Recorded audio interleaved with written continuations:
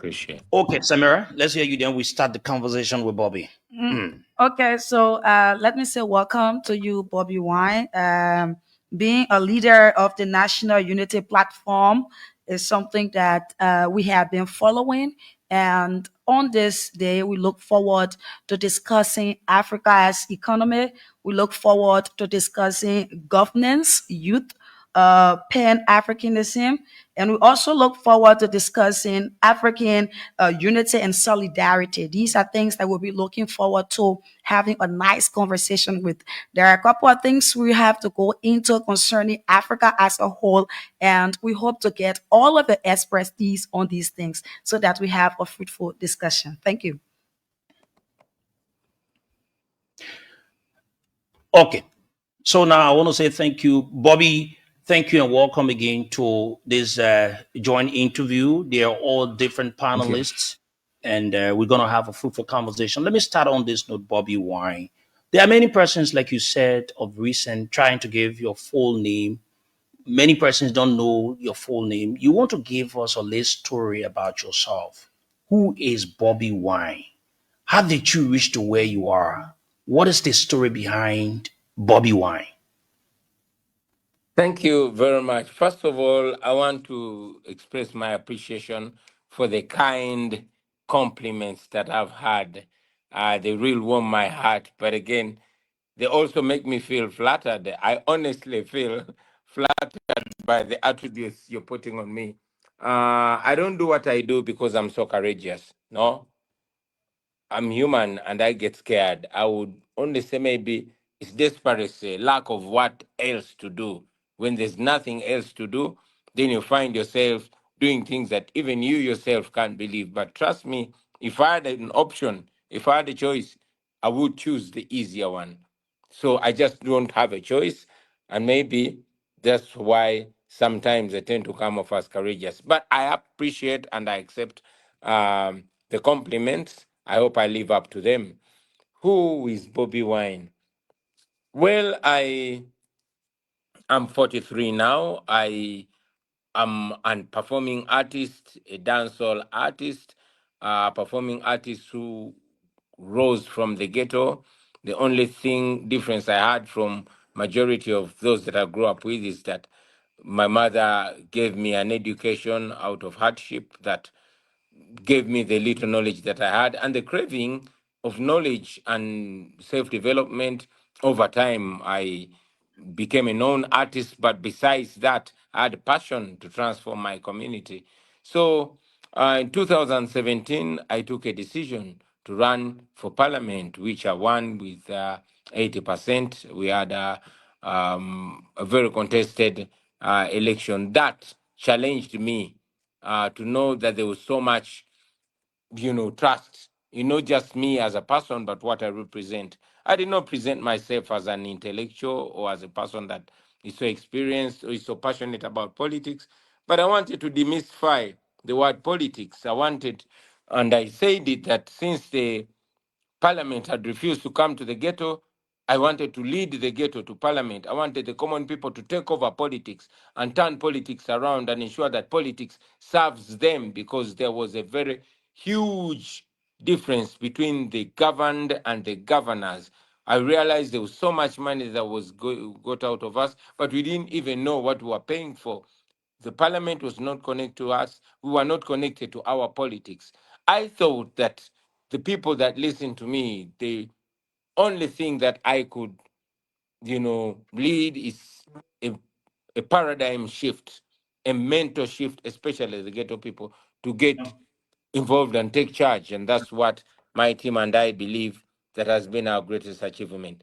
So, yeah, there I am, an ordinary citizen trying to dream big.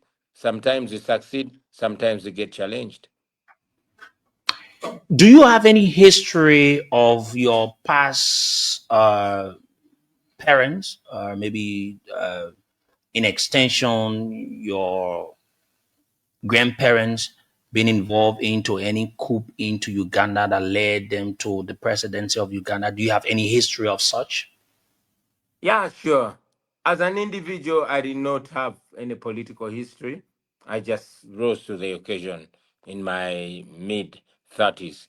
But I mean, my father was into politics. My father and our eldest brother, we happened to have been many children, and our eldest brother took part in the war that brought in Museveni. My entire family was in opposition. My grandfather was a founding member of the Democratic Party, the one that has been the leading opposition political party, together with FTC, just before I came in to take that position. So yeah, my family has had a political background, but it was not a rosy one, to the extent that when I was growing up, I mean, when I was growing up, I grew up to stories of a great family with a great legacy, but that legacy had been completely shattered and destroyed in the war that brought the current government, because my family actively participated and they bore the brunt of the government then. So I grew up being advised to keep off politics by my mother, and I did, at least until 2017. So generally, yes, there was politics in my family, but not something that I had taken passion in. Bobiwine, you came up as an artist. You made a lot of hit songs in Uganda, and many times when you go out in the streets of Uganda, you are noted for this, musician style. What prompted you? What were some of the reasons that pushed you now into politics? Some will look at it that this is now your calling, and your calling has been, musician.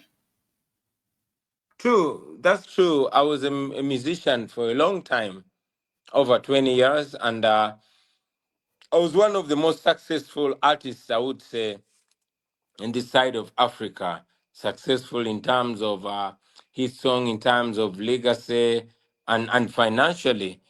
So yeah, but however, through my music, because my music was not only entertainment, I used to classify it as edutainment because it carried messages.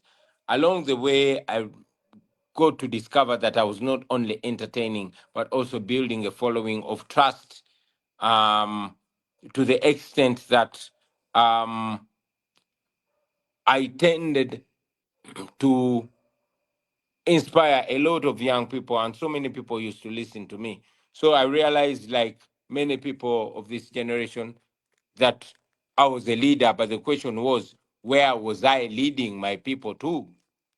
I would inspire. I must note that in my younger days, I was one of the then violent young people, and every time I sang about violence, we would see violence increase. Every time I sang about party or drinks or smoking weed, the habit would increase. So I realized how much I sway or I influence the young people of my generation. So as I grew up, I took a conscious decision that if I must influence my generation, then maybe it's best that I influence that generation to what I think will benefit them and their posterity. Now, all of your songs, before I go to my colleagues, all of your songs, all of what you produce, they've been banned of playing in Uganda. How do you do them in getting your message out this time around? Yes, it's true. My music has been banned in Uganda. My concerts have been banned in Uganda. Even my name to be spoken about.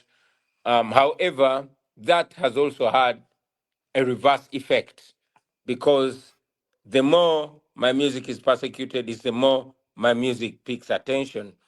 You'll notice that even when I just go to studio and release a song, I only need to release it on YouTube, and it's going to be the biggest hit in the next few hours. Um, we are privileged to be living in an online generation, a generation that is so enabled by the internet that it has helped us break the barriers of traditional media, the barriers of uh, you know of gagging. While the government can control some stations or some media houses, it only controls them to a limited level because we have the internet. Okay, so now let's move on to Yesendi. I'm gonna take call. questions around, then we continue. It says here, Sandy, let's hear you give. Can you ask one question? Then we'll move ahead to the next person. And Bobiwine, thank you for the information you just provided. I want to understand at this point on your journey. I know you told us about how you came into politics, what inspired you, but we see you as an inspiration to Africa. How has your personal struggle in Uganda shaped your vision for leadership, justice, nationalism, and transformation for Africa? That would be my Well, question. my struggles taught me various lessons. First of all, that I am not the first, and neither am I going to be the last. So many people have done what we are doing. As a matter of fact, as an artist and as a person that reads history, I've read the stories of Malcolm X, of Martin Luther King, of Gandhi, of Mandela. And since when I found myself and my generation faced with the same challenges of Mandela, of Gandhi, um, um, um, of those freedom fighters in the past, we tried to try out standing like they stood, speaking truth to power like they stood. And that comes with repercussions, similar repercussions with the violent ones. You will notice that just like in many other parts of Africa, Uganda, a country of 47 million people, is ruled by an iron hand, by a military general called Yoweri Museveni, who has been in power for now close to 40 years. It's going to be 40 years in a few months. Now, that is how it has been. He came in with violence, and he sees violence as a solution to everything, even to the farm, non-violently. So the challenge that we've had is having to deal with a violent regime non-violently, because we strongly believe that non-violence is stronger and better, but most importantly, that can deliver us to the overcoming of arms. We want the people to defeat the guns. We can only do that without violence, so that we demystify violence. I don't know if I'm relating with your question very well. Okay, Yes, so yes. Prince So, Kripla, please go ahead. Mhm. yeah, yes, Yes. you are. But I wanted to know, how are you transforming 47 million? As Anir has said, we watch you grab put in jail, we watch you bury your friends, your supporter, we watch you. How have you been able to continue this and continue to transform? What is the road ahead? That's in a nutshell I'm asking. Yes. Honestly, I cannot tell you that this is the blueprint of how we do it, because we don't plan it, and we cannot say this is how we stand it. We just live it. It's a reality for us. It is our life. Today you are free, tomorrow you are in jail.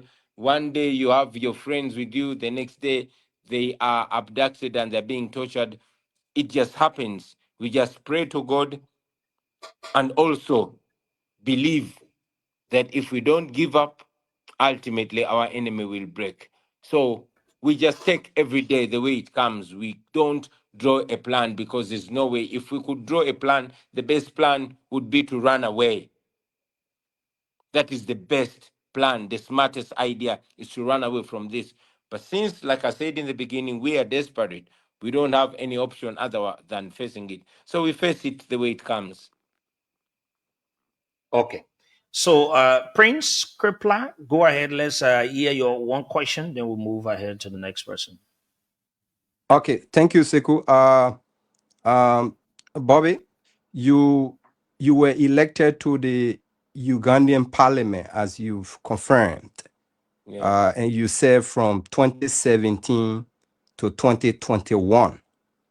Yes. You and your movement wants to, I mean, replace the current president and the National Resistance Movement Party that have been in power for about 39 years now.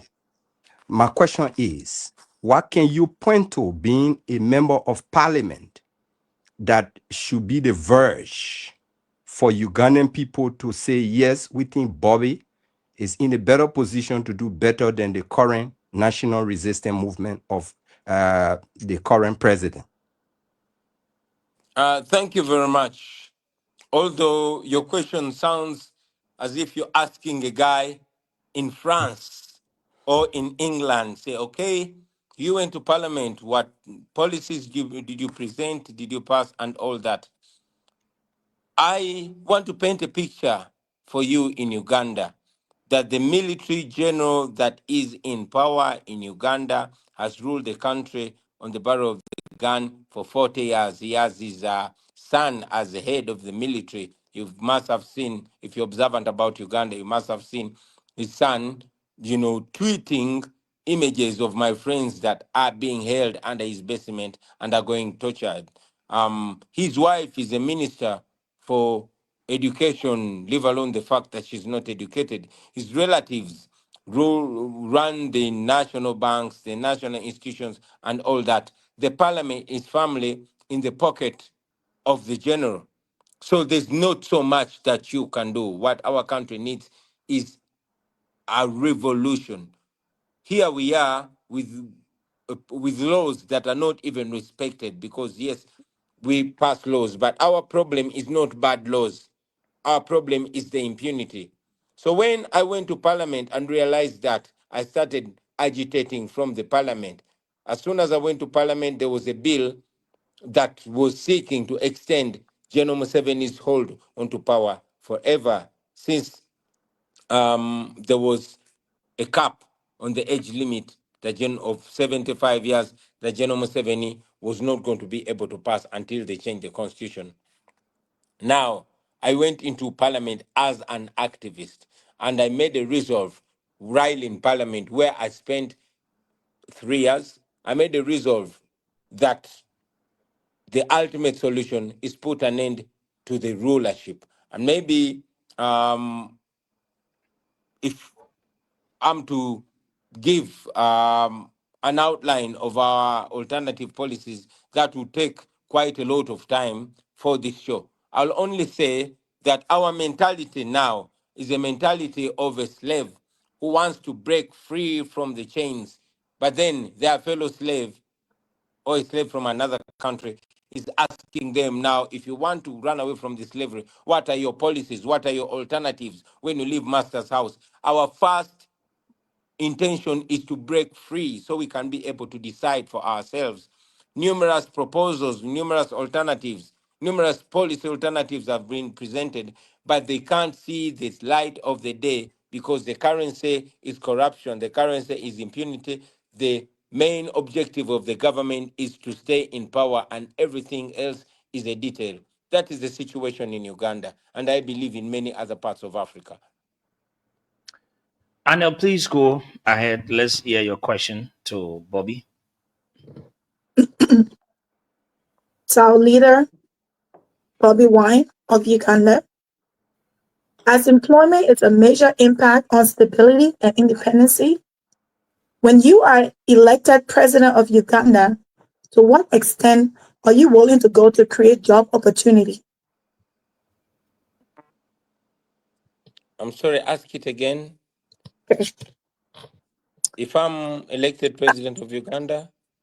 It said, as employment is a major impact on stability and Yes, independency, when yes. you are elected president of Uganda, to what extent are you willing to go to create job opportunities for your people of Uganda? Thank you very much. I'm willing to go to every extent, but our focus is on two things, maybe many others, but in the line of employment, first we want to look at health and we want to look at education and then maybe infrastructure. Why? We want to keep our people, especially the young people, healthy so they can be a productive human resource. And then we want to educate and re-educate them. Majority of our young people only unemployed, but they are unemployable. We want to make them employable. We want them to make them explore themselves. We want them to make them study and understand their surroundings so they can be productive in their own surroundings. In our education system, our proposed education system, we're looking at 4 A's, and that's the academics, the arts, the athletics, and agriculture. In the case of Uganda, we were once and can once again be the breadbasket of the Great Lakes region. That agriculture is our biggest employer. Unfortunately, now it has been muzzled up and owned by a few people. The regime keeps, monopolizing the biggest employing crops.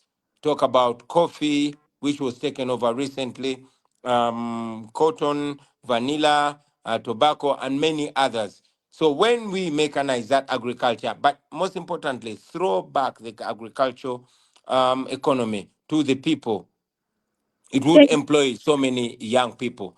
Going back to our education, we want to educate people that are employable, job creators. We want to skill them right from the lower level so that we don't have this kind of colonial education that we have where a university leaver, a young person leaves university and they cannot even create something. We want to emulate the kind of education that is had in China, India, and many other countries. That will help um, create more employment opportunities. But also, we want the natural resources of the nations to be brought back to the population to benefit populations, not to only benefit foreigners like it is in the case of Uganda. you so much. That's amazing. Thank you. Delano Yes, Tamatsa, let's say you. From there, we go to Samuel Jacob, sure. followed Yeah, by Delano Brian, then Samira. Please go ahead. yeah. Thank you, thank you. Let me just say thanks to the honorable man, Bobiwine. I'm more concerned about the next coming election. I think I believe 2026 will be the general election, and the current president Museveni has announced that he'll be contesting, having Yeah. been there since I think 1986 up to current. To the leader, Bobiwine, are you contesting? If yes, what are your preparations? Thank you very much. Allow me to take you a little bit back in 2021 and remind you that I contested, and it is clearly known that we defeated General Museveni by a substantial margin. Unfortunately, I was put under house arrest. Many of my campaign team were arrested, and many are still in prison. A few were killed, and General Museveni, after switching off the internet and deploying military on the street for weeks, declared himself winner. In many ways, that's what we expect and more. As we speak now, the abductions are on the rise. As we speak now, violence is on the rise. I'm always followed and all that. But yes, I am contesting. Why? Number one, to maintain the legitimacy, because we chose not to just leave it to General Museveni. It is known that dictators, especially here in Africa, tend to even create their own convenient opposition. And it has happened. Many pseudo opposition groupings have been presented to make it comfortable for General Museveni. And many of them have actually criticized us for not accepting to talk to General Museveni. Although we always make it clear that, like Mandela taught us, only free men negotiate. You cannot have somebody put your boot on your neck and then say you negotiate. But that's not the position held by the pseudo opposition groupings. Why? Because General Museveni, like many other dictators, have always thrown around money to fight the people that want their fall. Now, we expect more aggression. We expect more violence. We expect more imprisonment. But again, we know that our people, especially young people, are even more charged. They want to resolutely reject General Museveni on the ballot paper and then push him to a corner where he has no way out. But like Yahya Jammeh and many other dictators will have to step aside under pressure. We are not expecting General Museveni to hand over power peacefully and honorably, even when we defeat him by 80 or 90%. However, we want to earn the victory, and therefore we shall demand and fight for the victory. Having earned it, you cannot fight for what you've not earned. We want the people to go to the polls so that the people have reason to stand firm and reject the usurpation of their power. Okay, so Samuel Jacobs. Oh, Bobiwine. Yes. Just from what you said about imprisonment, I just want to draw my questions from that analysis, because Uganda is one country that I actually paid attention to from the struggle, from the 1830, from the day of the Arab to Milton Obote in 1962. Now, when we speak of democracy, you had just two past leaders. From 1962, Obote to Amin in 1979. That's a whole country with 62 years old can boast of two former leaders. That contradiction to democracy. But just my fear for you. When I listen to you, like I listen to Robert Mugabe. When I listen to you, I listen to Thomas Sankara. If I listen to you like a Patrick Lumumba, I listen to you, I see Kwame Nkrumah in you. When I listen to you, I listen to the voice of Sekou Touré. But my issue is, what strategies are you going to use to differentiate yourself from the great revolutionary? My second international college to support that will be, what is your own view with the struggle we're going through when it comes to the RCC, like taking African leaders to the Hague, RCC International Court? Or how do you view sanctions on African leaders? Don't forget, Nelson said it. It was said by Kwame Nkrumah. When African revolutionary leaders are preaching revolutionary struggle for African independence, when they take power, the Western culture will bring sanctions, RCC, to demonize the struggles of a black man. What different can you do to allow Africa can succeed? Because I see Africa transformation in you. So I just want you to speak to the RCC. I want you to speak to sensational African leaders, because I see you are one of the greater potentials in moving African struggle forward. Thank you very much, my brother. Just a slight correction. Uganda, since independence, has actually never had a peaceful transfer of power. You know, everyone is shooting themselves into power and they're shot out of power. I'm really flattered once again to be compared to the great leaders like Thomas Sankara, Kwame Nkrumah, um, Robert Mugabe. Indeed, I draw inspiration from them. Even General Yoweri Museveni, when he was my age, he was speaking just like I am speaking, more eloquently than I'm speaking. These are guys that inspired us. I was named after Robert Mugabe. Did you know that? He was a great revolutionary. It is only disappointing that they always turn, not always, but some of them have turned into, despised Something else. despots. It makes me imagine if Kwame Nkrumah was to live up to 60, if Thomas Sankara was to live up to 60, what would we see? Because General Museveni, in 1986, wrote a book called What is Africa's Problem? And is famously quoted to have said, the problem with Africa, the problem with Uganda in particular, and Africa in general, are the leaders that overstay in power. This is a guy that has been in power for 40 years now. He's 84, but he's trying to limp his way to the ballot box again. It worries me, even myself. It makes me not trust my own self. I keep wondering, am I going to turn around and eat my own words? Am I going to be like these once amazing, eloquent, intelligent, and purportedly patriotic Africans? What happened to them? Did they all of a sudden believe that Africa stopped producing, that they were the last breed of thoughtful Africans and all that? But again, it serves as a lesson to remind me that the first thing that we should do to change that forever is to empower people. I take examples from the Europeans and Americans, and I know that their countries don't develop or are governed well because the leaders are so nice and so noble. No, it is because their people have been empowered not to take any nonsense from leaders. And that is what I believe we must do to our people, especially the young people, to hold leaders accountable, to say, no man cut the crap whenever the leaders trying to bring their nonsense. That is the only way we're going to make leaders accountable to the people. The solution to our problem is to have servant leadership, where leaders will be scared of messing with their people. In that case, they will not mortgage our countries to the West. They will not sell our minerals because we shall be land enough, we shall be awakened, we shall be able to put them on spot. All that happens when people are empowered to remove leaders and bring leaders to power. If a leader knows that it is the people that brought him or her to power, then a leader will think twice before they abuse power, before they do things that don't benefit their people.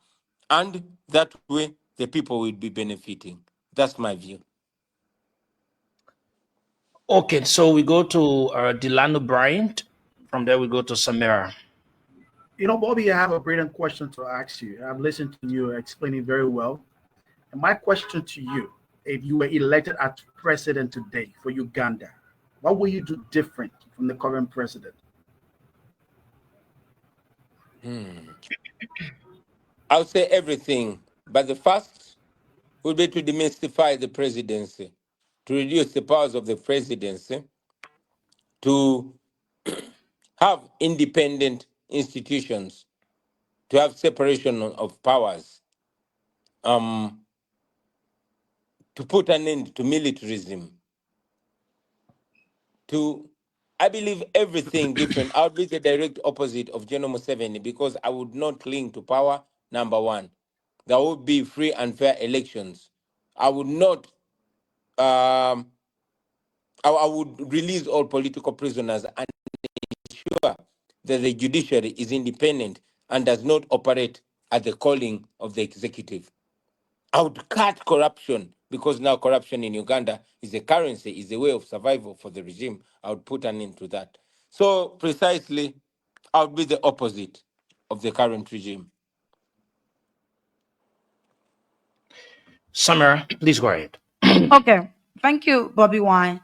My question to you is, you have spoken of power to the people or people power in Uganda. Yeah. Do you see this movement resonating in other African countries?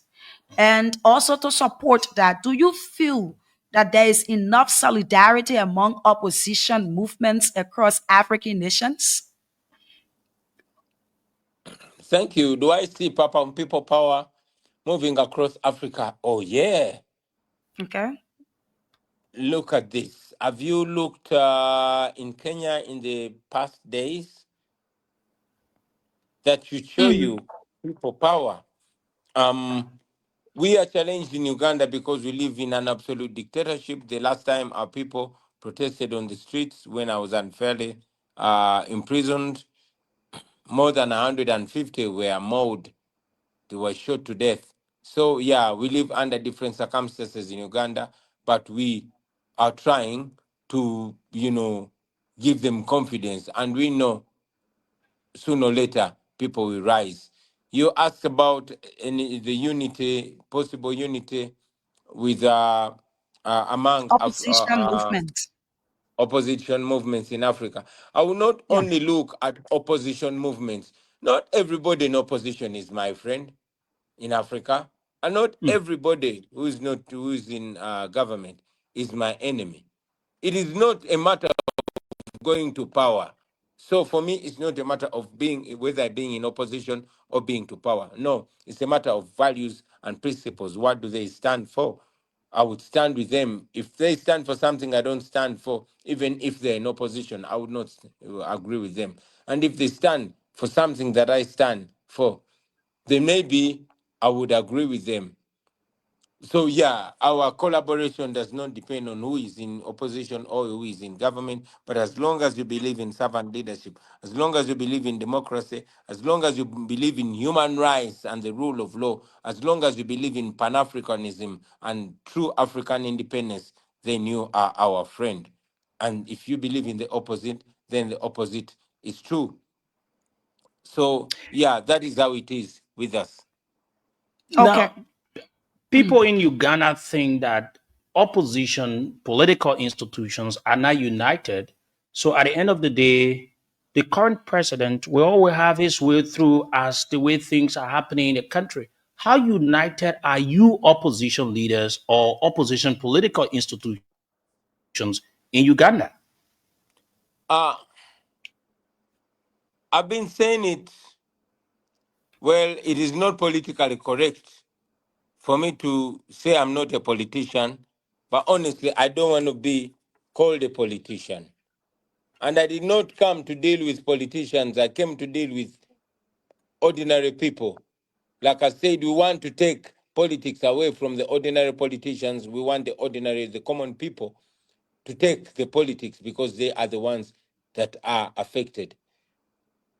There is the political elite that have always presented themselves and purported to decide and think for the common people, only showing up every 5 years electro for electioneering.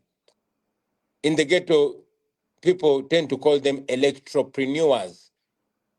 Now, that is not what we think. We came to disrupt the situation.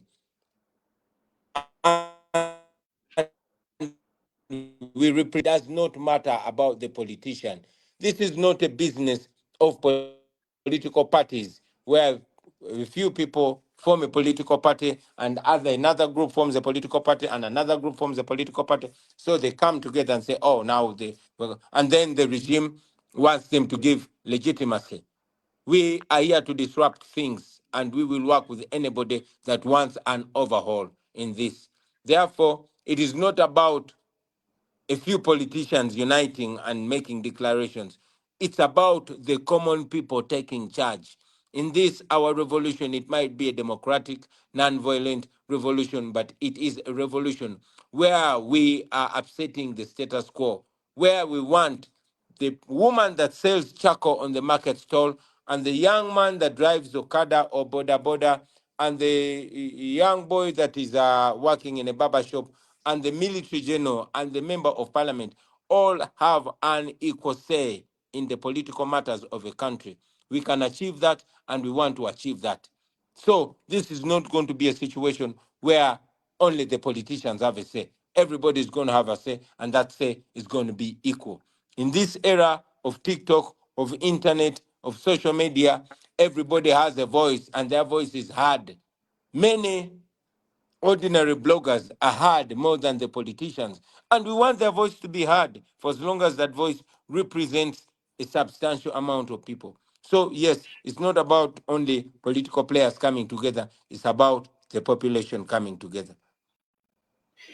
The arrests, Bobiwine, the beatings, being shot at what point do you sit and think that this is just too much for a one person, a young person going through all these things, depriving you of a lot of things? At what point have you reached to think that it is just too much for you? That point reached a long time ago, my brother. That point reached in 2018 when I was abducted and put in a military detention and tortured beyond control. And everything horrible happened to me. But guess what? I came out alive. My time to break reached, and I did not break. So that time passed, and I don't think about that time again. We're moving forward regardless.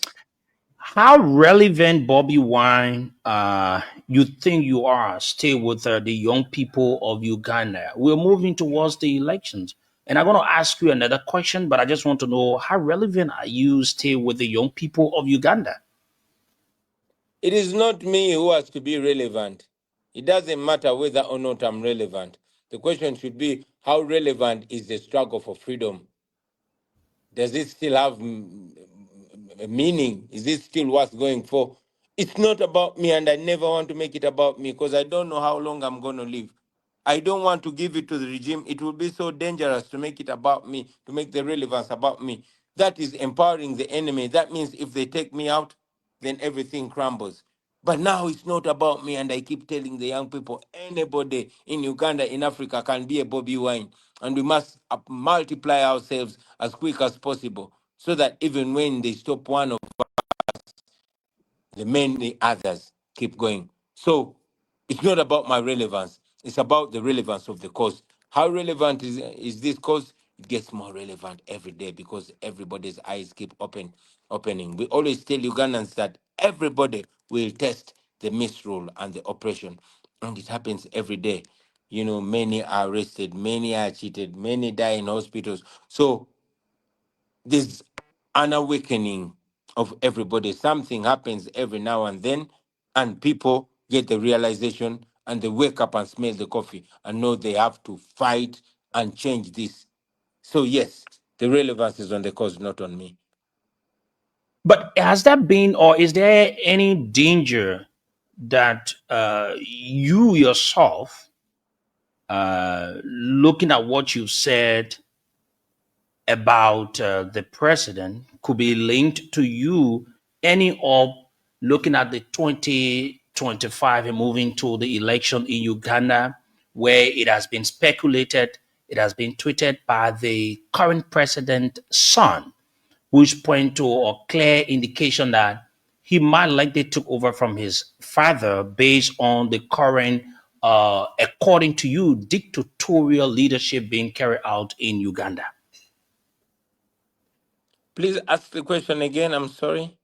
So I'm asking you, what is it about the tweet from the president's son? Is it a sign that he might likely take over from his father, looking at the current leadership in the country as it has been termed by you?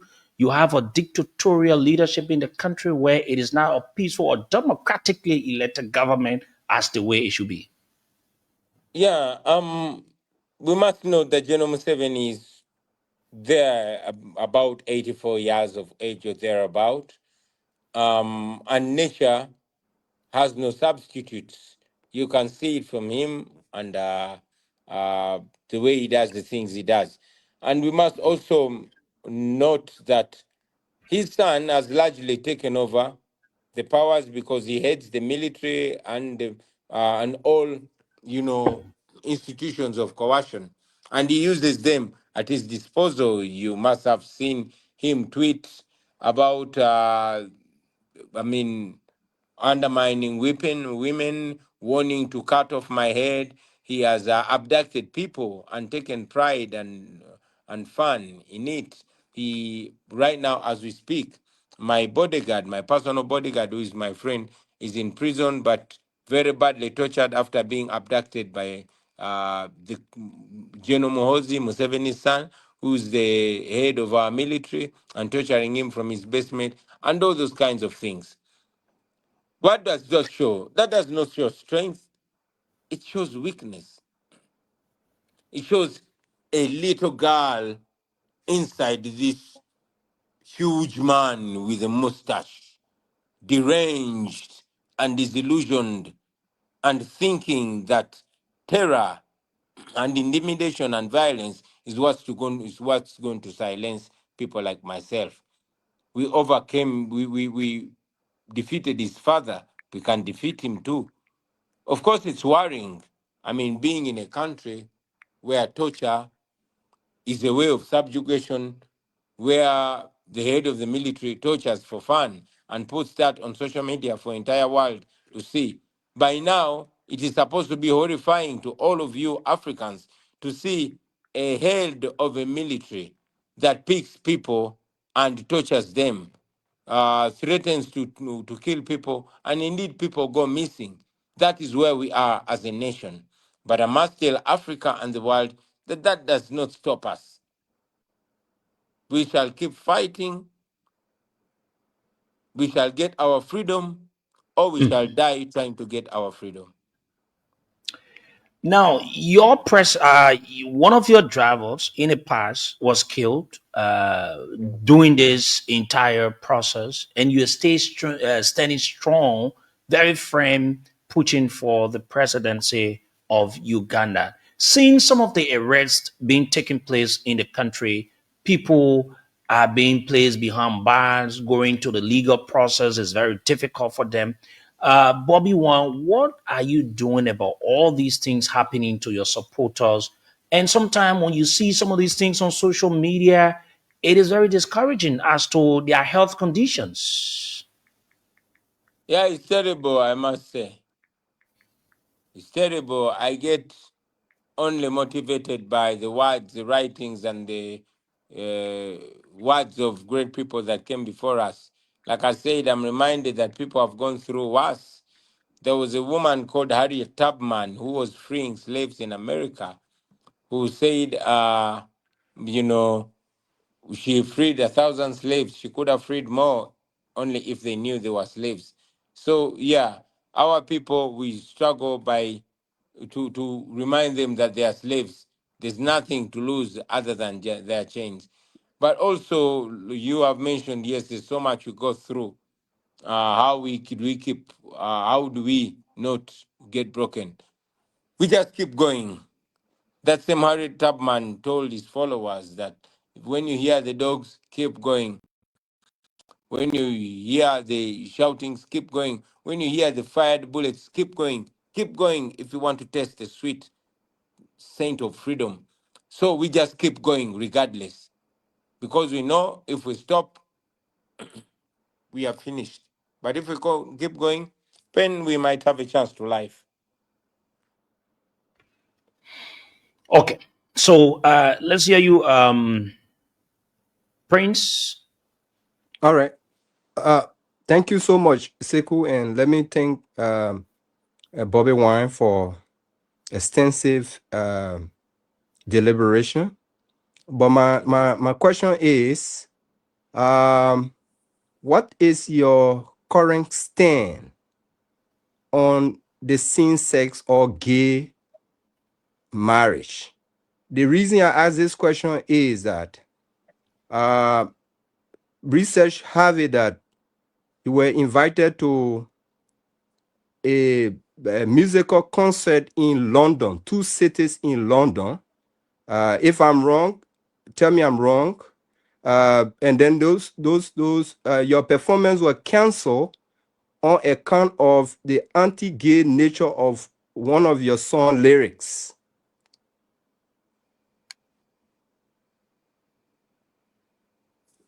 Are you done with your question? Yeah. Yes. Thank you very much. I mean, now we are here. It surprises me among the questions why I'm not being asked about our Congolese brothers or our Sudanese brothers that are dying. Why we are not being asked about the lives of the pregnant women that we lose every day. The gay business is not part of our agenda, and it's not what I want to give most of this program.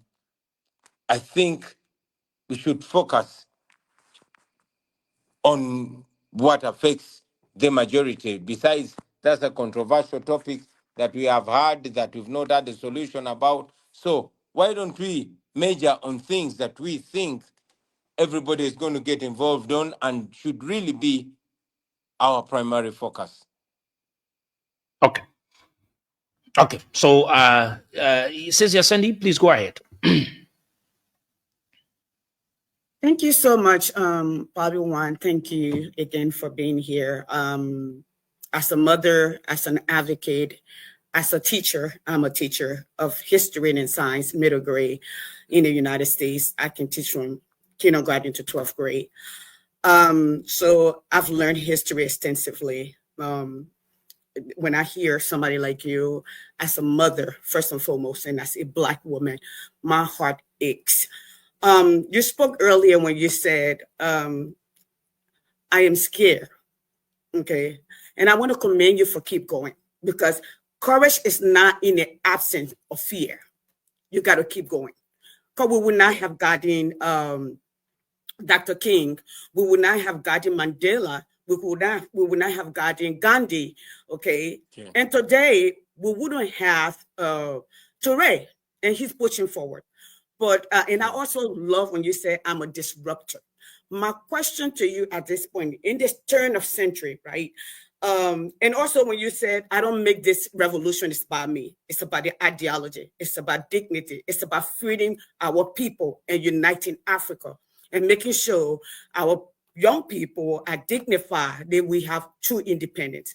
So here's my question to you. In this modern time, in 2025, you talk about technology, you talk about agriculture, all right? As a where do you see the next phase of Pan Africa? I think we did not succeed when you spoke about. It's like you used the analogy of slavery. One group is Yeah. saying we are running, and another group is saying, where is the manifest if we are leaving the master's house? Okay, so what do Yeah. you think is required, and what role will you play in, instead of just rhetoric, talk about action? What role will you play, or that you're playing now, that can help Africa to shape the future of Pan-Africanism all across Africa? Because the Thank power you. is in our unity, 1.7 billion people, and we have everything. What's your thought? Sure. I must say Pan Africanism was hijacked and is misrepresented now. The spirit of greed came into it, where one man rises on a village and says, "Oh, I'm the master of this belief of Pan Africanism." It's supposed to be in us. I am because we are, and we are because I am. But the so-called Pan-Africans of yesterday are the dictators who throw around the Pan-African card every time they're questioned about human rights violation, every time they're questioned about dictatorship, every time they're questioned about democracy and all that. Pan-Africanism is looking out for one another. Pan-Africanism is to make sure African niceness and African blessings and African wealth benefits Africans, not one African or one group of Africans trading with the West and presenting themselves as the Pan Africans every time they are questioned about human rights, about democracy. So I strongly believe that Pan Africanism is to ensure that Africa and its wealth works to transform and promote the livelihood of the people in Africa. Pan Africanism is what the Chinese leaders are doing to Uganda, and the Chinese leaders are doing to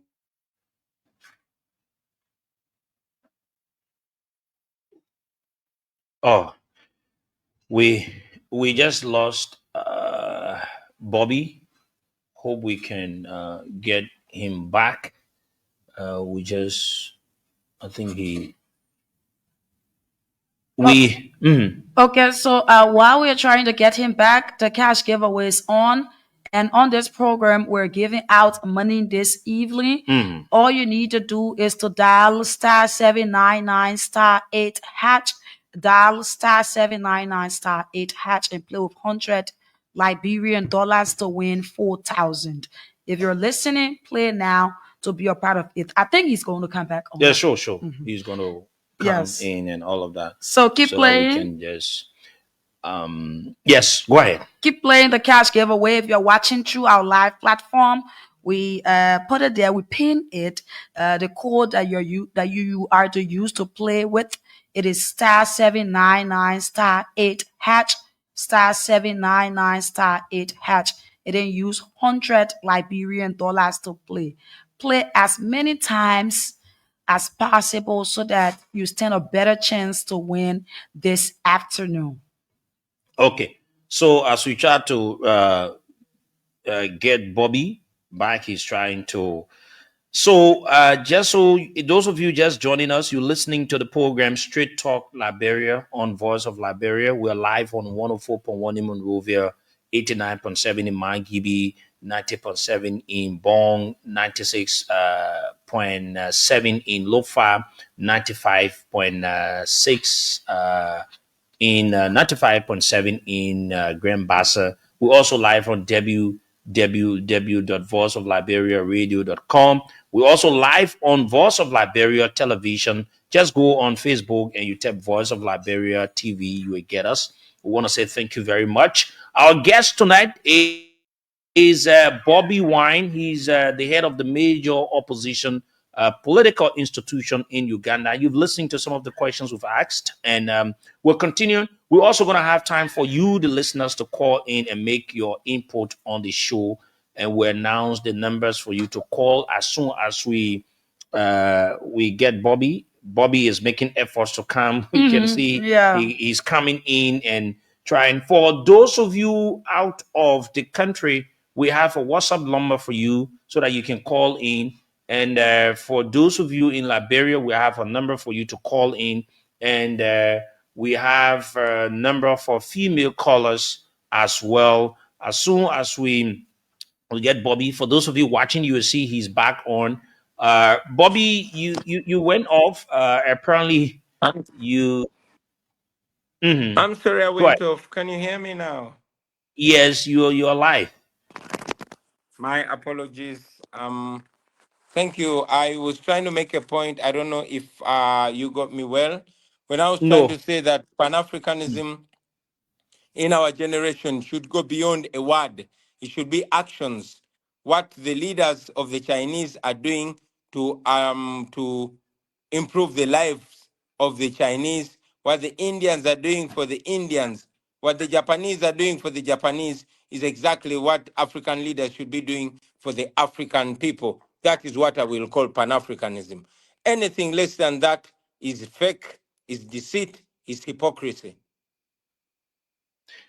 Okay. The next person, let's hear you, Delano Bryant.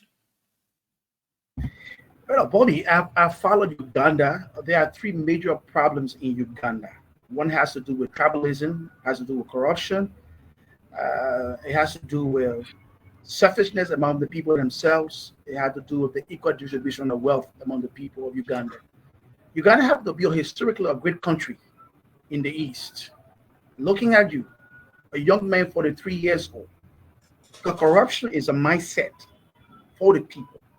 How can you change the mindset of our people of Uganda if you were president today? Against corruption, against tribalism, and then you need the few. Thank you. I would not really say there is tribalism. The tribalism is among the leaders. It is engineered because it is also a tool to divide people. I'm glad that I belong to a generation that has outlived tribalism automatically. My wife comes from a different tribe, and this is so common with my generation that we have cross married. We share the same pain. The corruption affects us equally. It is unfortunate, but it also serves as the advantage that my generation lives in the peak of corruption that everybody can see it, therefore nobody will stand for it. So that corruption, we are only going to root it out by opening war against it. We have demonstrated that in the opposition with the little mandate that we have, and we know that if we have the mediums to punish the corrupt, we shall do it. Corruption in Uganda is on an industrial scale to the extent that we lose a third of our collection, a third of our tax collection into corruption. Now, that is too much. That can fix a lot, and that can only be dealt with when you have the power. So we go to Anel. Thank you very much, Seiko. You guys can hear me? Yes, go Mother, ahead. mothers are primary source of reproduction and an important tool in structuring the population and also maintaining population growth.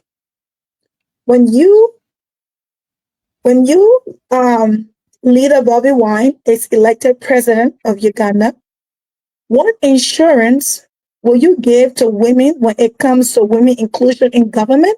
And what sure promise will you give to women and children when it comes to battling domestic violence and also abuse, including sexual abuse? Well, we are not waiting to get into power to have a policy that empowers all people, including women and men. We don't look at women any different. We look at them as special. We have a policy of equality, equal rights, equal opportunities, and to have equity to ensure that men and women, boys and girls are the same, are treated the same, and have equal opportunities. That, of course, we go as far as attending to women's special needs in special times. I happen to benefit from the wealth of experience of my wife, who runs an NGO that intends to keep girls in school by providing them sanitary towels, knowing that that's the major cause of girls dropping out of school. So we want to educate the girl child at the same level with the boy child so that none of the genders has to complain. We have started on it even while we are in the position.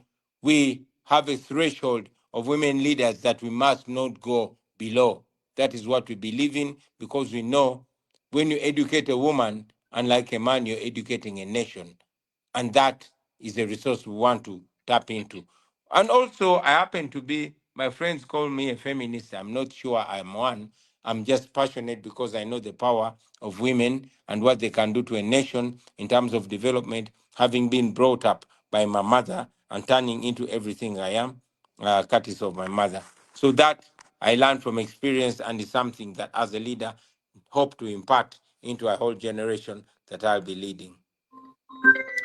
Samara, please So go. domestic, he did not address the part on domestic abuse and abuse in general when it comes to domestic violence and abuse in general when it comes to everything else, including sexual abuse. Abuse is unacceptable. Why do we even have to discuss that? It is unacceptable. Anything that offends human dignity, whether man or woman, is absolutely unacceptable. And more or less on women, that is not something to discuss. It is unacceptable. We maintain dignity. So, Okay. how far will you go to battling that to make sure that come to a stop, or at least is moderate? No, there's no moderate. There's no gray line. It is unacceptable. Our women must feel safe with us. And it's an African thing. What kind of man, does not ensure or guarantee safety for his women and girls? So, like I said, that's not acceptable, and we would go to every height to ensure safety and dignity for our women and, of course, our men too. Thank you. Okay, thank you. Let me remind Liberians to keep playing the cash giveaway. We're giving out 4,000. Play with 100 Liberian dollars and be able to win yourself 4,000 Liberian dollars. Okay, now to you, Bobiwine. Yeah. I want to know, all Liberians want to know, what lessons did you learn from the 2021 presidential election, both personally and politically? And to support that, do you believe that Uganda can ever experience a peaceful transition of power? If so, what will it take? I learned that the powers that be are very scared of the people. I learned that it's actually possible to remove a dictatorship if people are more organized and more determined. But I also Okay. learned that we as Ugandans and we as Africans, we are on our own. Nobody is going to come from anywhere to save us. We'll have to save ourselves. And everybody else will come and say, we were rooting for you. But we have to do it ourselves. So those are lessons that I learned that I hope to carry going to 2026. Bobiwine. It's possible. Uganda goes to election. You've complained about almost everything happening in the country. Um, you see all of the things happening under the current president, Museveni, as things that are not in the interest of the people he governs. You have all of the support as we speak still coming from international partners. and yet still you are complaining. Were you to be asked, Bobiwine, what can you say to international partners?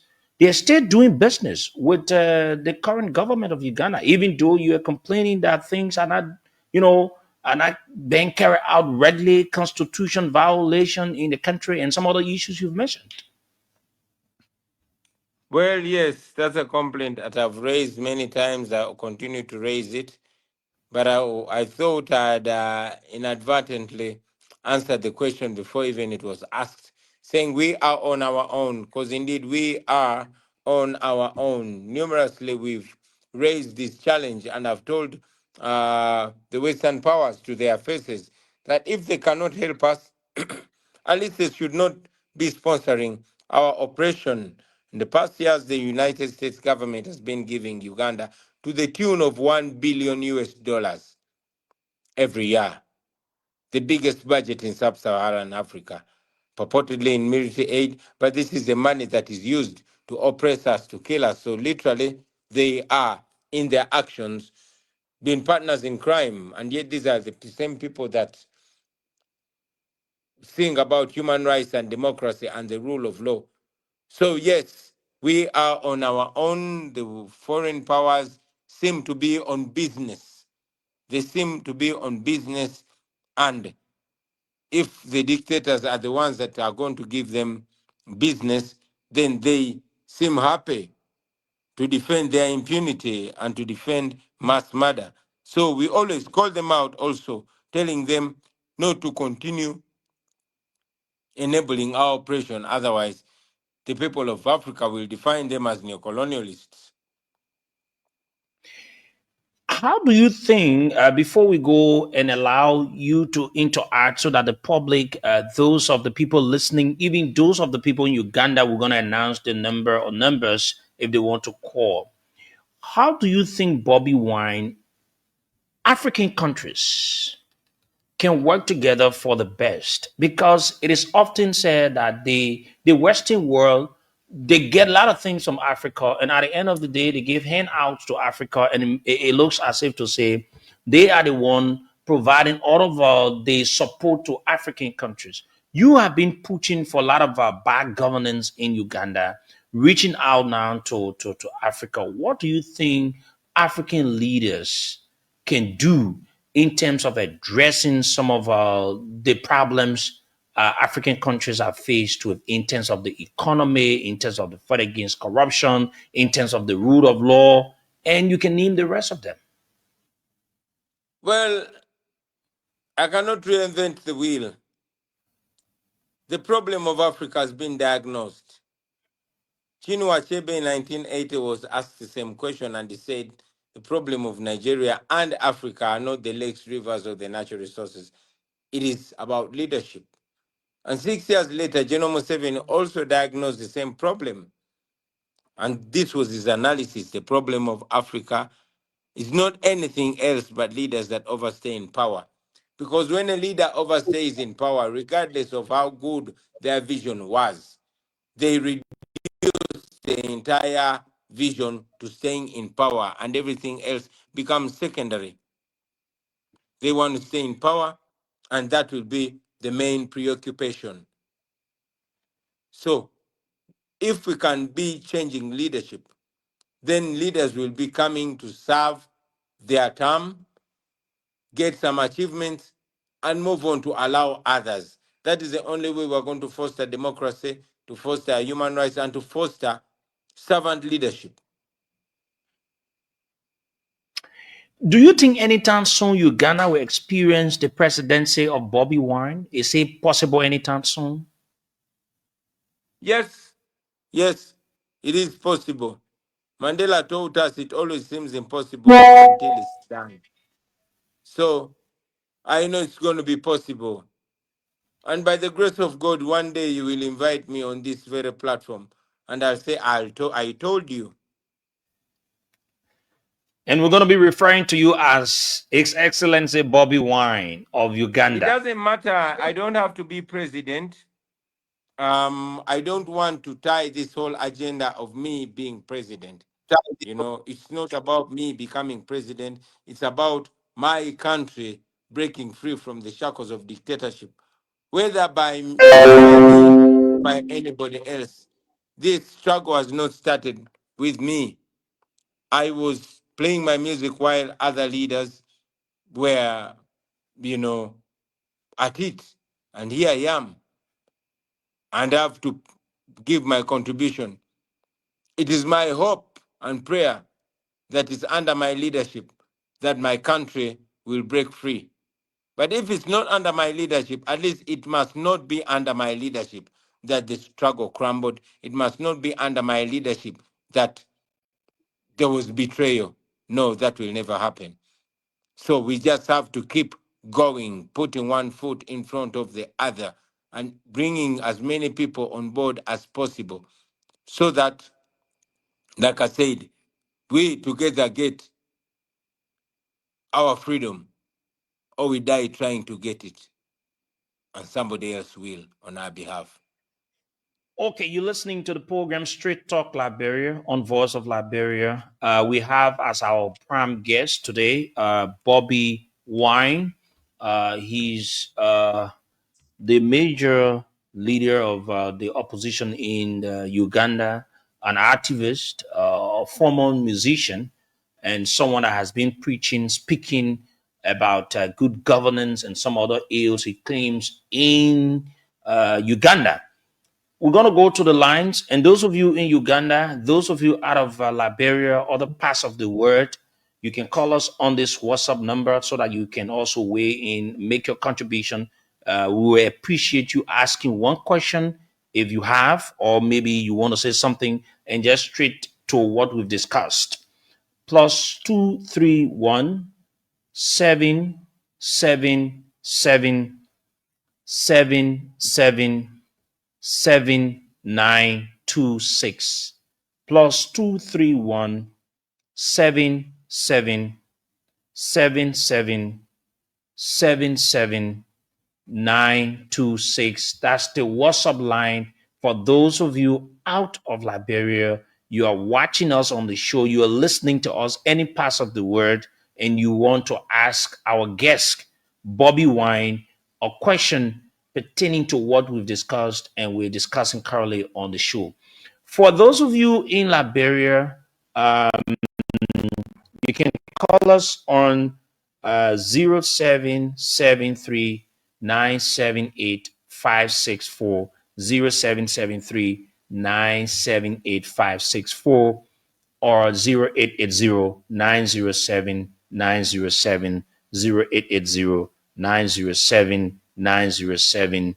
For those of you out of Monrovia, in all of the counties you're listening, you can call us on 0773 419 502, 0773 419 502, or 0555 184 711, 0555 184 711 are the numbers you can call.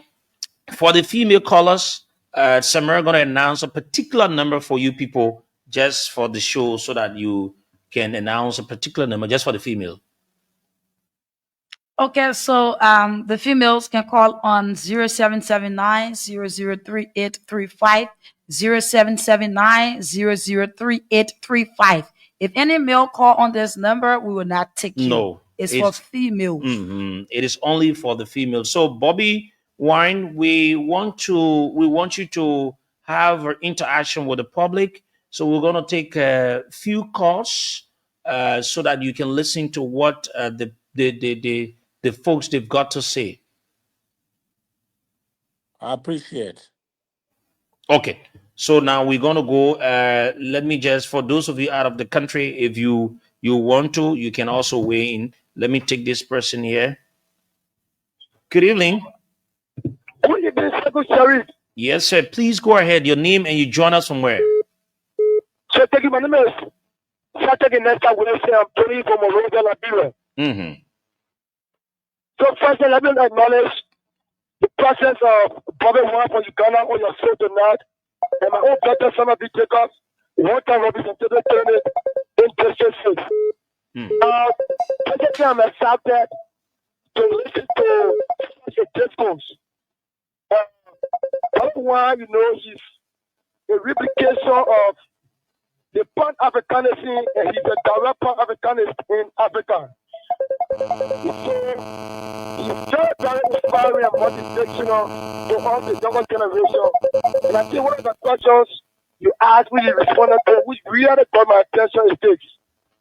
He's not about Bobiwine, he's about producing and multiplying a lot of Bobiwines in Uganda, in Africa, and other parts of the continent. And that's very important to me. So that was Thank you, my dear brother. Thank you. Good evening. Good evening, sir. How are you? Yes, sir. Please go ahead. This is Usman Kuboy, and I'm from Johnsonville. Okay, please go ahead, Usman. Usman, go ahead. I think he left. Okay, let me take this person in. Good evening. Good evening, CEO People Sharif, and evening to my dear sister Samira. Let me see all of the parties and the guests. My name is Foley Mohammed Kaku, and I join you from my district 11 resident in Kawe. I want to appreciate what you see. One is one person from the politician that I respect so highly. That is a man who election and be treated the way he was treated during the last election. I told somebody, I said, the way Mussolini treated Bobiwine in the last election, placing his major container in their bar, going to the election process, incarcerating him, giving all of the political suppression, and at the end of the day, he was pronounced winner. If that's just some of that could happen in Liberia, but now we have turned Liberia into a different state. Okay, thank you. Let me go to the international line. This person. Hello? Yeah, hello? Yes, hello. Please go ahead. Let's hear you. Yeah, I'm Israel Dikia. I call you from Rwanda. Calling from Rwanda. Yeah, from Liberia. I just want to take this time. I just want to tell him that he keep on the fight. Therefore, he's one from Africa, and I implore him to continue. And somebody got to bless him. Okay. Okay. Thank you very much. Let me come to this line here. So we're gonna just take a few more calls. Hello.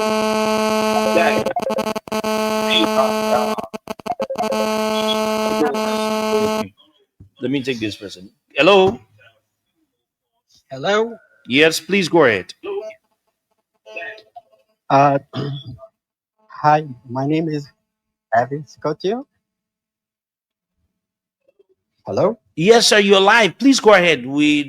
Just go ahead. Right. My name is Evan Scotio. I call from Canada, and I'm someone who has always been following Bobby.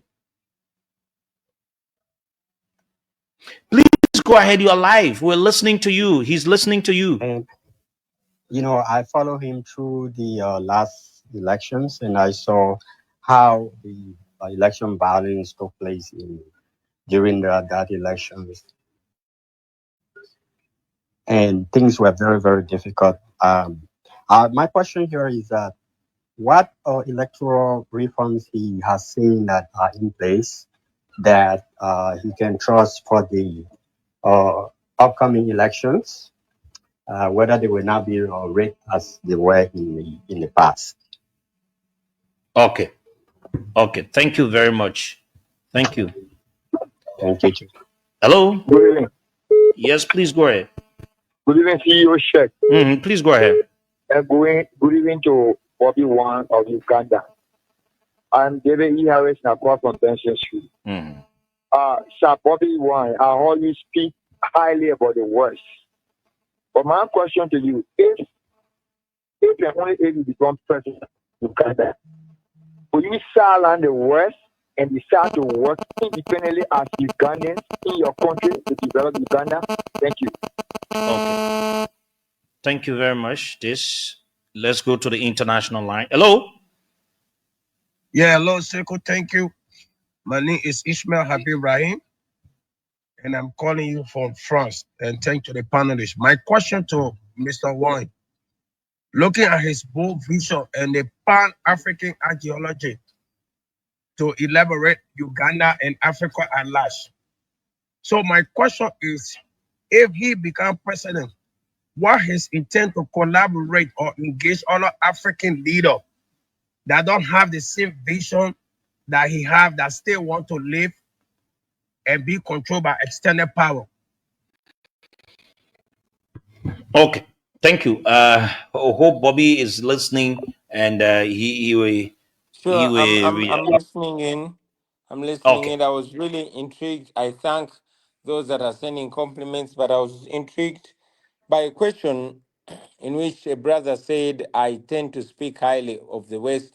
That is not correct. I don't speak highly of We the West. I we will speak come there, truth. Bobby. Bobby, we will. I just want you listening. There are a lot of calls. Let me go to the international sim. You will respond to them, Sure. please. I Okay. wish we would make it interactive because I will forget some of the questions Okay. that I would Hello? have Oh, loved I thought you were taking to notes respond so with. that you could just take notes so that it helps. Most obliged. Most obliged. Yes, please. Because there are a lot of calls. Hello. Hello. Yes, sir. Good evening. Good evening. My name is Franklin Morris. I'm calling from the state of Minnesota. Mhm. First of all, I want to say thank you to you guys for bringing such a very important guy like Bobiwine on tonight. And thank you, Commissioner Jacob. You have been very eloquent tonight. Keep it up. So my question here is for Mr. Bobiwine.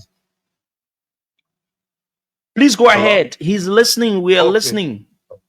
Okay, Mr. Wan, given the persistent challenges to democratic space in Uganda, what strategy are you prioritizing to mobilize and sustain civil engagement, particularly among the young people who are exposing them to state violence in the coming election? Okay. Thank you. Thank you very much. Bobby is listening. He will respond to all of you questions. So we do it one after another. We come and take this other call here. The calls are many, but that's good. Let's get your participation. Hello. Yeah, good evening, Tiku Sherry. Mm-hmm. Well, this is Mohammed Don Mohammed joining you. Mohammed, sorry, let me let you go. You're coming very low. I don't know. Hello. Yes, sir. Yeah, please go ahead. Yeah, my name is Joe Momo, and I'm from Magani, district number 9. Momo, you want to be audible? I say I'm Joe Momo, running from district number 9. Mm-hmm. Yeah, so I want to say thank you for the show. Okay. Okay. Let me take this. Let me go to the international sim. Hello. Thank you so much. Thank you so much, sir, and for giving us this opportunity, most especially to the President of the Republic of Uganda, His Excellency Jaguar St. Robert. We thank you for that opportunity because he cannot really get it in Uganda, just like the way you give it to him on this Voice of Liberia. I just want to What is your name, sir, please? And you are calling from where? I'm in South Africa. I'm a refugee right now in South Africa. And my name is Banasura Nyondo. So I just want to assure our President, His Excellency Jaguar St. Robert, that we shall never abandon him. Museveni, even if he does whatever human rights abuses that he does to us, we shall never abandon him. And we shall never abandon the struggle to liberate our mother. We just pray to God that He keeps on protecting our President, His Excellency Jaguar St. Robert, aka Bobiwine, until we remove evil devil terroristic group Museveni and his terroristic group. Thank you so much. Thank you very much for joining us, making your contribution. So we're now going to go to Bobiwine. Please hold all of your calls. The calls are too many, local and international calls. But let's go to Bobiwine, so he can respond to a few of the issues you've raised, some of the questions. Bobby, you've listened to the callers. both local and international calls. What have you to say? Thank you. Only appreciation for the compliments that have come through. And unfortunately, a few callers spoke, and the accent was so hard for me to comprehend. I could only hear my name, and then the rest of the words seemed not to be clear to me. My apologies.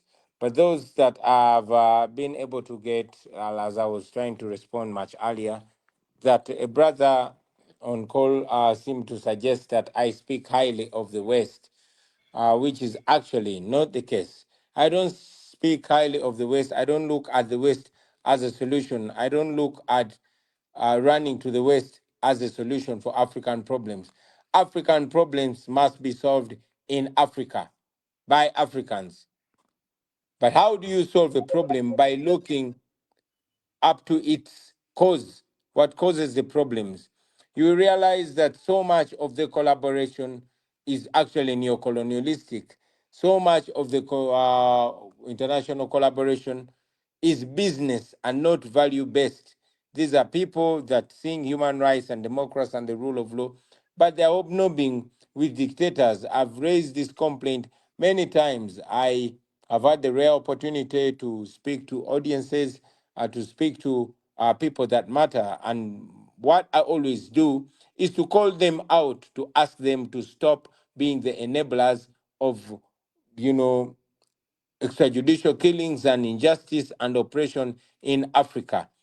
Many of them do that in exchange for business. So for as long as the dictators give them what they want, they really don't care about the rights of the people here in Africa. That we condemn it, and we've always been calling out the West about the same. So it is not really holding them in high regard, but we know that the budget supports and the purported development projects are what keep the collaboration between Western democracies and African dictatorships.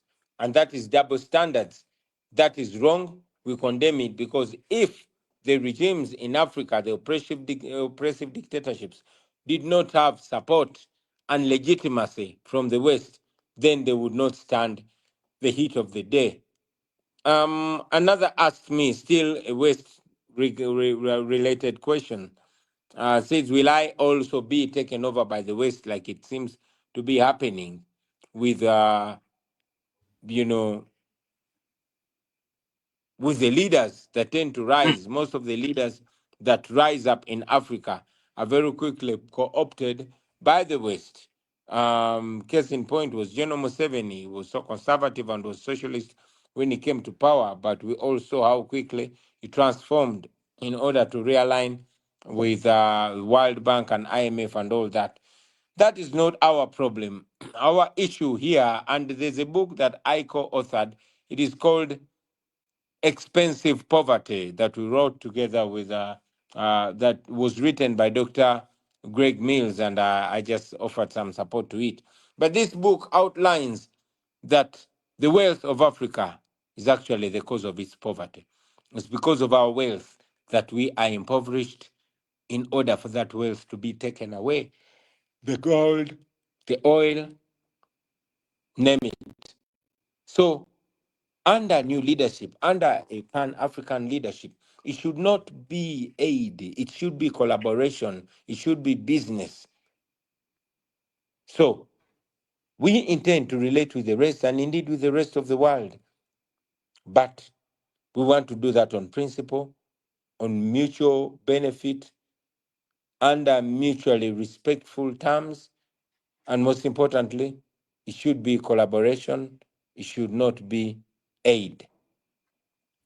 Another brother asked me, under the circumstances of Uganda, how we hope to achieve an awakening that might lead to a popular uprising. I would say that for people to stand up and fight, they must be educated and know what they're fighting for. We are glad that by now, majority of our countrymen and women have been awakened. Now, what we need to do is to take it a step higher to show them what they're fighting for, send them to polls, let them see it clearly that they have chosen one leader, but another is imposing themselves on them. Then after that, everything will happen naturally. It happens within a highly sensitized and awakened population, and that is what we hope to do. And finally, a brother from Uganda who is in South Africa in a refugee camp, I only send you love. I send you warm greetings. I send you confidence. And I'll tell you that one day everything's going to be all right. You're going to be home. You will not have to run away from your country ever again. Okay, thank you for all of the calls, Bobiwine. We want to say thank you very much. Is there anything or message you want to say to your people in Uganda and to those of the people listening to you now and watching you on the television that you want to talk about? I wouldn't ask you as we part ways with you. Well, I would just say thank you. Thank you very much for this platform to make our case, to make a case for Uganda, to shine a light on the plight of the people of Uganda. We appreciate. We know there are many other Africans that are going through the same. We send you love. We send you solidarity. Don't give up. Let us connect. It's important that we don't fight in isolation. It's important that all oppressed people come together and fight back, because guess what? It can be done. So let's stick together. Let's be Africans. Let's be children of Africa, but let's be Africa of the future. Let's think of our posterity, our children and their children, and that way we shall make the right decisions that we shall be proud of. Thank you very much. I send greetings to fellow Ugandans, those that are fighting for better, and I'm telling you that one day everything's going to be all right. Bobiwine, before you go, they say a musician is always a musician. You want to get it there quick. A teacher is always a teacher. Uh, do you want to sing one of your songs that you you produce in Uganda? Our producer is trying to do this. So I think it's late. It was a song you did way back then. I wanted to get the name of the song. Can you just give us a little lyrics of that song? You call it in your local dialect where you can see this. I don't know. Let me just do it. Even though our producer should have done it. I think it's Wendy. Wendy, eh? Wendy, Yes, something Wendy. Wendy. Something. Yeah, well, I love now that I'm speaking to people that don't understand my local dialect. I would, since I'm an artist, I'll just give a little a cappella for you, just to sign off. Okay. And I'll say, our people complaining night and day. They wonder why we continue to live this way. But I know that things can change someday. If we really want them to change anyway, Africa is the land of abundance. But the Africans living in deficiency. The leaders want life presidency. We must abandon that silly tendency. Africa rich, but the African poor, because the leaders them drunk on power. They run nation like family affair. The citizens suffer, but they don't care. Boom. Blessed love, you don't know. Voice of Liberia. This is Bobiwine. Saying, Thank you very much, Bobiwine. It has been a thank you great very time. much, and God bless. Thank you. Thank you. Thank you, We Bobby hope to Wine. have these kinds of conversations in time to come. Thank you. That is it. We want to say thank you, gentlemen. Let's do what you guys made of the interview. Let's just get in few seconds, and then we'll move ahead to something else. Yeah, let me get your. Let me go to Delana Bryant. What's your what you made of the interview with Bobby Wine? It was Papa, excellent. And Yeah. are you there? Yeah. Yes, I'm here. Go ahead, my brother. It was excellent. Honestly, it was excellent. And I just been looking at the comments in the comment section, and I love this guy. You know, his posture and the way he talk. He very relaxed. You can see that he believe in the cause, and you can see the honesty in his face. You know, when a man is deceptive, sometimes when you asking him question, you come to realize that what he's seeing is different from what he will actually do. but I wish him well, and this is what we need for Africa. This is what we need for Africa, and you can listen to him. He talk about the level of disunity among themselves when it comes to the equal distribution of wealth in the country, which is similar to many countries around Africa. We all share the same kind of attributes when it comes to taking care of our people. And he said all of that. When would Africa come to a point that we can have a united voice? And the only time we can have a united voice is when our people are benefiting from what? The resources. When a man is hungry, he's divided. When a man is hungry, he's divided. So you listen to Uganda. Uganda is no different from Liberia. It's no different from other countries around Africa. So this is why we need for Africa. How can we take care of our people? Uganda is so wealthy in resources, in natural resources, but the people are poor. The people are poor. And how can we alleviate ourselves from poverty when it comes to corruption? Corruption is denying the people their rights of social basic services. And I really admire him. And I wish him well. He's going through a great fight, but God guided him and gave him that courage. But he said something very similar before I can leave. He said, I'm not only desperate to be a president, but I want a change. And anybody can do what I want to do, but that is a change I want to establish. And that's it. Thank you. Okay. Let's go to. I want the thing here to be where when one male talk, one female might talk, so that it can be gender sensitive. Because I know at the end of the day, just say the senior or Samara won't say, "Oh, but why say you only allow the people to talk?" So we'll go to Senior Sammy. Let's hear you, and then we'll move ahead. Oh no, thank you. I'm grateful to the male on the platform, grateful to the young women on the platform that they're here. I said it on my little podcast this morning to add their voice so other young girls can see us and want to be better than us. That's the idea. But I think it was a great show. I love the flow, the professionalism. There's no yelling over somebody else, and just the flow of things. It was synchronized. We would say, well, you could feel the synergy. I love that. But let me come to him. He pulled out a lot. He pulled out his heart. I want to say to Brother Brian here, where he said, we see our people. We see when a man comes and he's honest, when he's speaking from the heart, when he's not, kind of what they call it, giving a teleprompter or being told what to say. He was speaking from his heart.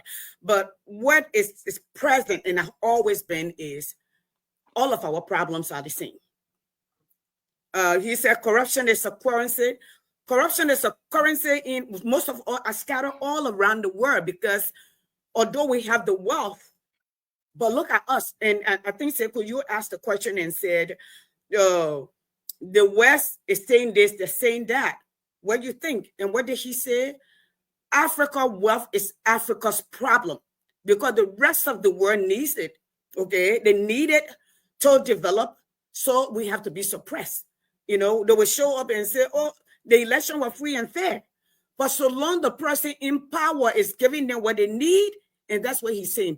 But I also will add my voice to Brian there when he said, "I don't want this to be about Bobiwine. I don't want to be relevant. I want the revolution to be relevant. I want when anybody comes to it, it's an ideology. You can kill a man, but you cannot kill ideology or an idea or philosophy." And that was powerful. Like I said, I call Bobiwine my son. I have a lot of sons. Traore is my son. I really thought we were going to have time to think about his thing on Burkina Faso. What does he think? But maybe he will come back someday. Like Arnett said, he will come back as a president. We want him to come back as president. And I'm here to support him. Thank you so much. It was a great show. Okay, so Samuel. Oh no, trust me, right? The show was wonderful. And few things I took from Bobby, right? His passions. And see, one thing he said was the struggle not about me. And that's a greater thing for every revolutionary. Yeah. If you have a struggle, and you believe not just you in the struggle, but even you erase him. That was just an underlying statement. If you erase Bobiwine, there will still be young military comrades that will take the struggle. And when two are talking, they listen like It's not just me want to be, but it's about us, about us. When a leader is speaking about us, I mean, you can see realities in it. And as my brother talking about Uganda, actually, as I said in history, I've already been doing a lot of research on Uganda before, and that country is very rich. And even when you look at the World Global Chart, people call them, so they don't just say all. When they name a country that got all, they always use the word sufficient. Anybody has seen the word that trade word that the World Economic Chart word that Google, they always use that country. They use the word sufficient. Anytime you see them in the bracket, they don't say they got all. They say they got sufficient. They always put that adjective to Uganda. So that's a country can transform. And that's one of the things with African leaders. If the country got gold, they got copper, they got limestone, and they got sufficient ore, why can it change? In the struggle you talk about, myself understand the struggle. What kind of country in the world that since the British left, when the Arab left 1830, that country has never had election before in the whole life of foundation? From 1962, Milton Obote to power, Idi Amin talking all 1979, Museveni talking all 1979. Nobody had election, nobody had taken power before in the whole history. That's a greatest historical revolution in that country. Since God created heaven and earth, that country had never transformed power to anybody in their life, their entire lifetime. 1830 Arab, British colonial in 1962, Milton Obote to power, Idi Amin talking on 1972-79 struggle. Later on, Museveni talking on 79. Up to today's date, no president, 62 years of country, October 9, 1962, 62 years, the October, no president had transformed power. So that's a very big struggle, and I enjoy him, he got the passions and everything. So I pray, and to all our listeners, believe me, we'll have more thing to do on the show. It was good. Okay, so Anel, Samira will be, yes, Anel, go ahead. First, great thanks to the idea of Straight Talk like beer. Shout out to Sekou, Sharif, and to our We still talking, we still got something to go. We just want to get your fair share of the just and a conversation. Okay. So, I mean, the show was great, and all the questions asked by all of us on the panel was very important to not just Uganda, but to all of Africa, especially to a country like Liberia, as we are also battling our own corruption as well. Okay. One of the great things I took from him was go ahead. Agriculture being a major focus, because when people are hungry, it's easy to corrupt the minds of, they say the hungry man is an angry man. So when a person is hungry, it's easy to corrupt their minds when they need to feed themselves to live, because life depends on food. So people would trade loyalty, they would trade morals, they would trade a lot just to live, and that is true food. So when you as a leader is targeting agriculture to make it a number one priority in the country, it means that when the people is fed, their mind will also be stable. And that was a great thing I took for him. And I believe that if Liberian leaders can focus on agriculture, then we won't have to sell our votes for a bag of rice. Another thing he spoke on is the abuse thing. Even though I said moderate, when I mean moderate, I mean so it's not, because you can't stop everybody to say, oh, don't commit domestic abuse. But at least it won't be in a wild spread out there. It will come to a limitation, or it will be completely disrupted. So thanks so much, Your Honorable, His Excellency Bobiwine, for the visit. We look forward to seeing you again on this platform as President of Uganda. Thank you, guys. Okay, so Prince, you need to unmute your mic. Don't. Yeah, go ahead. I think the show was very excellent, and Bobby was a very good way to start. To be quite honest, he was a very good way to start, and as I saw the passion in him, I also saw the honesty in him.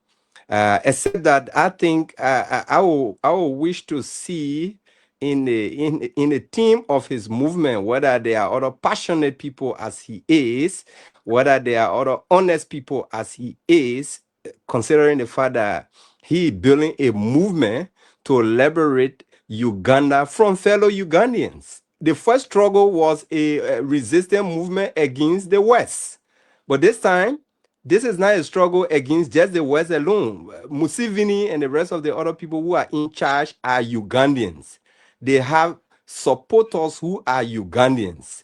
In my view, for Bobby to be able to achieve his vision, his goal of liberating Uganda from a anti-democratic form to a democratic form, then he needs to start building some of his messaging around what those other Ugandans that are on the side of Museveni then will want to hear to join them in the struggle. I think he should not shy away from addressing himself to the issue of what can he do, or what have he done, or what will he be able to do. He must be able to address some of those issues. In that way, I believe he will be able to make the transformation and the change that he's yearning for. But I think he was quite excellent, awesome, and I saw the passion in his everything. Okay, Samira, let's hear you. Then we'll go to Delano Tambasa. Okay. Then we'll move ahead. So we had a wonderful conversation, a magnificent one, and you could see the reality, right? When questions were being posed to him, the way in which he answered them, you could see that he was being real. You could tell from his facial appearance.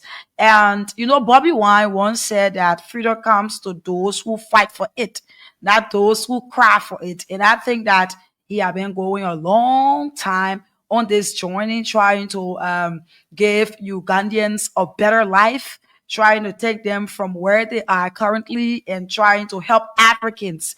Because if you listened to all of what he said, it is not just about Uganda.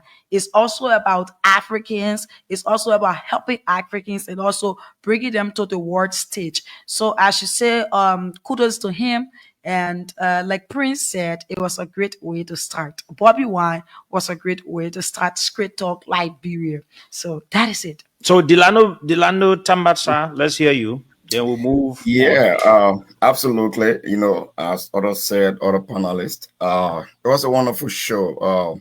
Siku, it was a great one. And to start with Bobiwine, there's no mistake.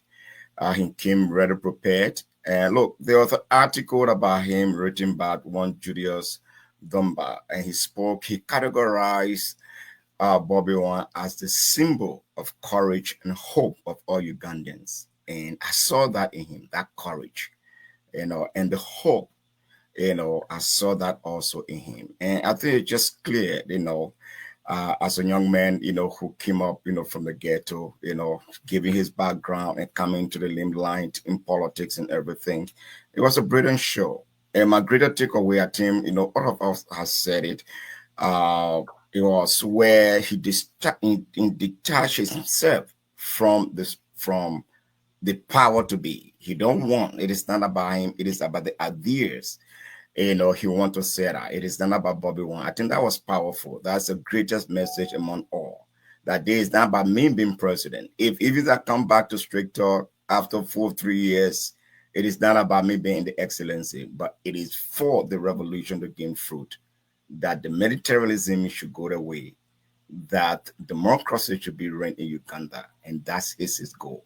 And I think that was powerful, you know, for today's, you know, conversation with Bobiwine. It was a great one, Seko. Okay, very well. It's fair that we all have shared our own thoughts on the way the interview just ended. It's not something that we're going to usually do after interview of our